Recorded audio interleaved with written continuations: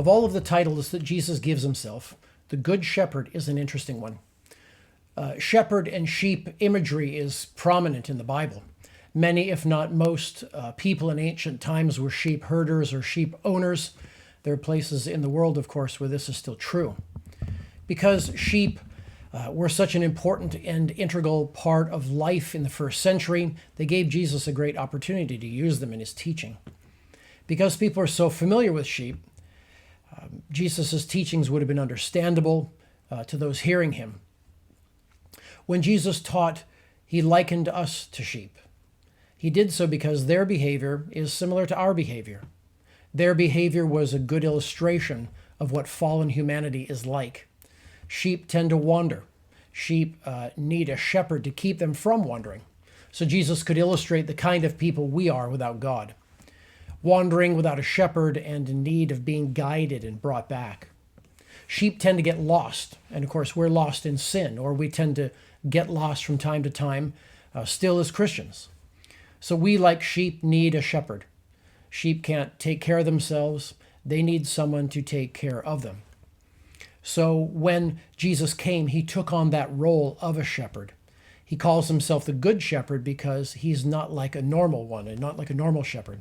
In John chapter 10, verses 11 through 15, Jesus says, "I am the Good Shepherd. The Good Shepherd lays down his life for the sheep." He was a hired hand and not a shepherd who does not own the sheep. He sees the wolf coming. He leaves the sheep and he flees. The wolf snatches them and he scatters them. He flees because he's a hired hand and he cares nothing for the sheep. I am the Good Shepherd. I know my own and my own know me, just as the Father knows me and I know the Father, and I lay down my life for the sheep. So we have some important things to learn here. Jesus calls himself the Good Shepherd, and he contrasts himself with those who are simply hired to take care of them. And he's directing these comments to the religious leaders of his day who were not fulfilling their task of taking care of and leading God's people. The hired hand doesn't have the same interest and care for sheep that an owner does, or as in our case, as Jesus does. Jesus shepherds us perfectly, unlike an earthly shepherd. He takes care of us with an infinite love. So though Jesus has many titles, the gate, the door, the vine, Good Shepherd has a special meaning for us. Isaiah the prophet says, "All we like sheep have gone astray, and we have turned every one to his own way, and the Lord has laid on him the iniquity of us all."